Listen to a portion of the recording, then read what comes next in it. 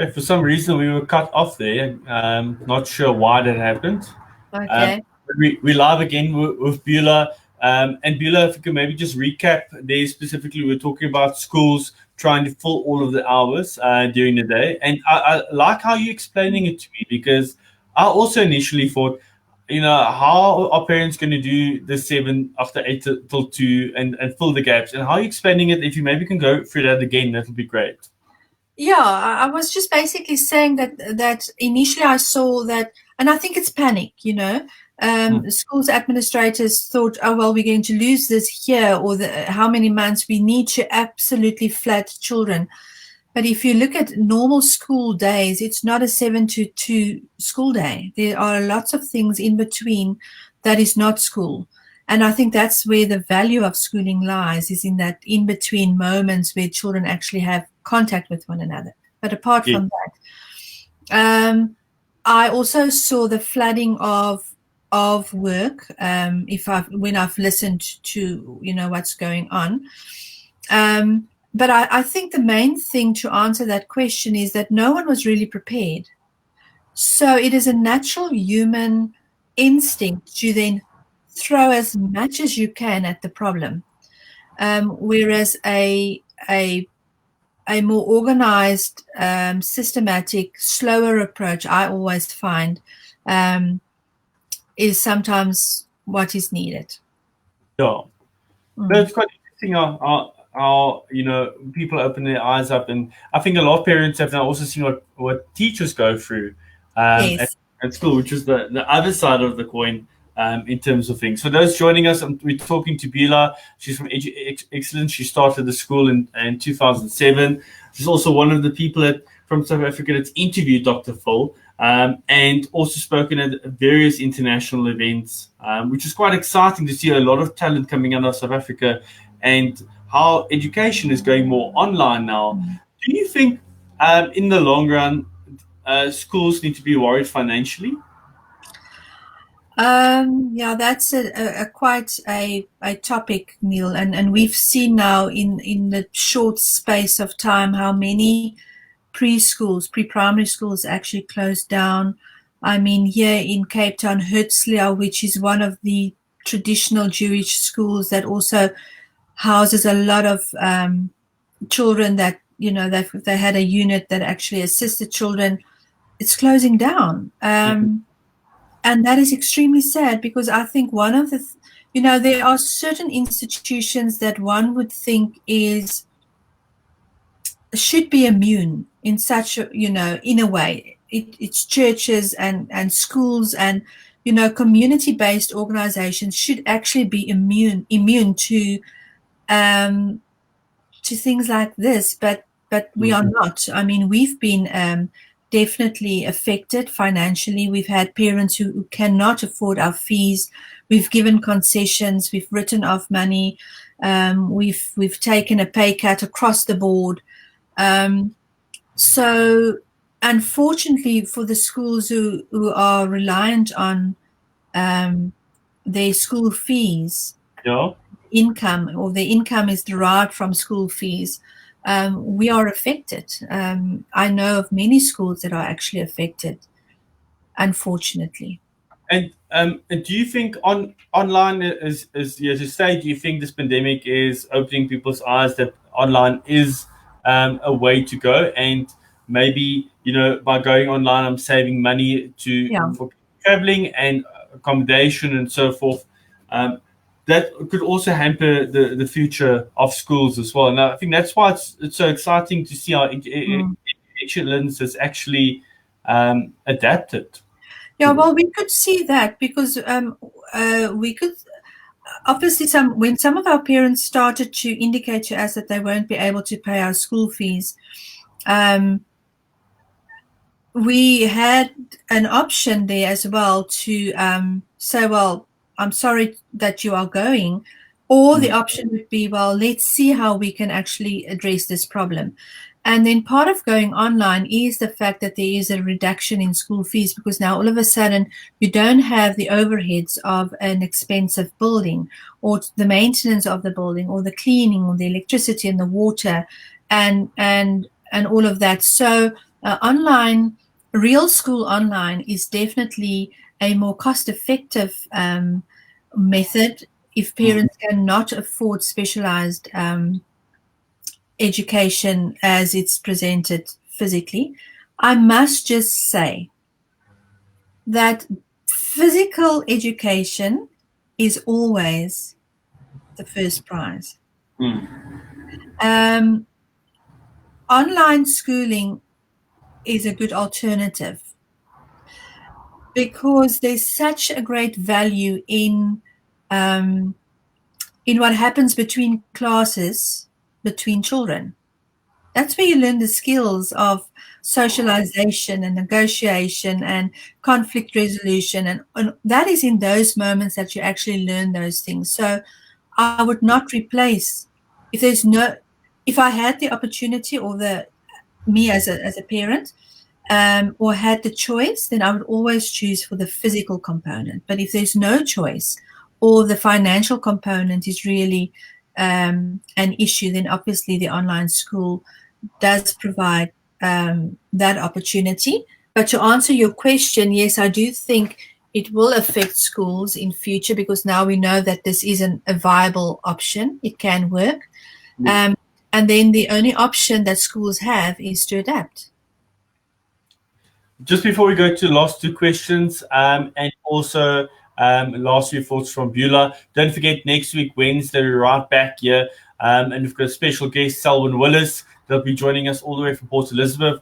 He has been a radio presenter on various national radio stations, and he's going to tell us his story about how he moved from one radio station to the next and how he's grown his career as well. That's next week, Wednesday, right here on the Oracle Media Facebook page. Then, obviously, Belinda didn't get that answer. Beulah asking this again due to the break in feed. From what age do we start assessment of children?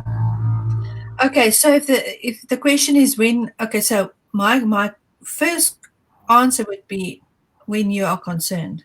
So if it is a developmental delay that you're concerned about, definitely start investigating immediately. Parents, follow your gut. If there's something off and you don't, that perplexing behavior and you don't understand, go and ask. And the thing that I like about neurodevelopment is the fact that the developmental stages has been plotted throughout life, actually. So at any point you can go and actually do that assessment or do an assessment and find out whether or not your child is developed. The chronological age is on, the developmental age is on par with the chronological age. I like to evaluate children from the age of 3, not younger, because I do think younger it's a different specialization. But I'm quite comfortable to evaluate from the age of 3. Online, that is difficult. So we did evaluate a 4-year-old the other day, but we need lots of assistance from the parents. Comfortably online from the age of 6, but in person, any age. And as I've said, I've also worked with students and even CEOs from companies that's struggling with ADD or, aspects that they need or want to actually overcome. Oh, awesome. So I was asking here, how effective is online schooling for children with learning disabilities? Very good question, because it depends on the child and it depends on the level of the disability. So in terms of remedial, and that is why we were able to bring our remedial component. EduExcellence has a broad scope. So we've got a remedial component, and then we also have a skills component. And in the skills area, we teach children life skills and vocational skills so that they can actually go out into the world and have a vocation, but not necessarily the academic component. Yes. That at this point in time will be difficult for us to deliver. But if it's a remedial component and you have qualified teachers that actually understand the neurodevelopmental profile of the child, then we can actually bridge a lot of that when it's online. But it really depends on the profile and the level of disability. So if it's a visual disability, if it's an auditory disability, it really depends on that specific child's profile. But across the board, if it's just remedial work, it is possible. Okay. But again, physical access is best. Then, Beulah, as we finish today's session, thanks so much for joining us. Thank you. Last few thoughts from your side that you'd like to share with us. Yeah, I'm actually excited. I know that this whole it was an emotional, difficult time, and it will continue to be an emotional, difficult time. And I think we will see the rollout of the emotional component on children and on us all in the years to come. But having said that, I also believe that it has shown us many opportunities where we can move forward in a new way and apply our learnings from this period of time into a way of living that is way more sustainable, where we have access to, in our case, remedial education wherever you want it. I mean, our assessments are now international all of a sudden. So even in the disruption, there's always the opportunity to learn new things, and always the opportunity to make a way where there is no way. And I think that is why I like neurodevelopment. Neurodevelopment speaks of the very potential of the brain. Yes. There's always the potential to develop. Oh, wow. Beulah, someone that wasn't brave enough to ask questions today, how can they get hold of you? They can contact me on my, or they can go to my website, which is meetdrbeulah.com, or they can write an email to Beulah, BEULAH, at drbeulah.co.za.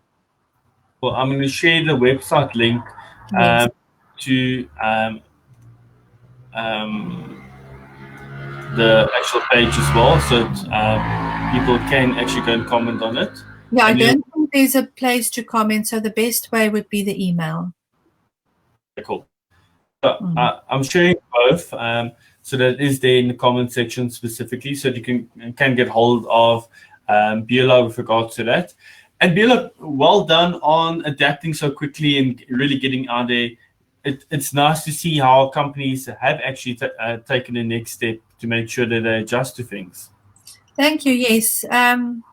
Yeah, I've got a wonderful team. I must just say, I'm absolutely blessed with actually more than one team that's very positive, very agile in their thinking, quick in their adaptation and implementation. So this is not me. This is a team. Beulah, just one last thing. I don't see a photo of us on your website. I will put you there. No, This is recorded, and our time in Bali. Yeah. When we brainstormed about business and your business, and yeah, so. Beulah, I was quite fortunate enough to attend a business conference in Bali last year, just before this lockdown started. Which was quite cool, and that's where we actually also met. It's so wow how people like someone from Cape Town, someone from Joburg ends up in the same conference and get along quite well. Yeah. So yeah, hopefully we won't do it this year. Hey, we'll do it next year again. Let's be safe this year. Beulah, thanks so much. I really appreciate it, and you must have a good afternoon. Anybody who want to get hold of Beulah, please do click on the website link I've shared. The last page, there is a contact us form, and you'll be able to get in contact with her with regards to that. And it's EduExcellence. They've got a campus in Cape Town, they've got a campus in Pretoria, and they're also online. Yeah, now we've got a satellite campus as well. Yeah. There we go. Thanks so much, Beulah, and you must have a good one. You too. Thank you, Neil. Cool. I'll chat to you soon. Keep well. So next week, Wednesday, we've got Selwyn Willis joining us right here at 3 o'clock on the Oracle Media Facebook page. Don't forget. And we'll have a speaker. I don't know what's going on with my tongue twisters today. We'll have a speaker on every single Wednesday for July and going forward right here on the Oracle Media page at 3 o'clock Thanks so much for joining. I'll see you next week, Wednesday, right here. Thanks so much.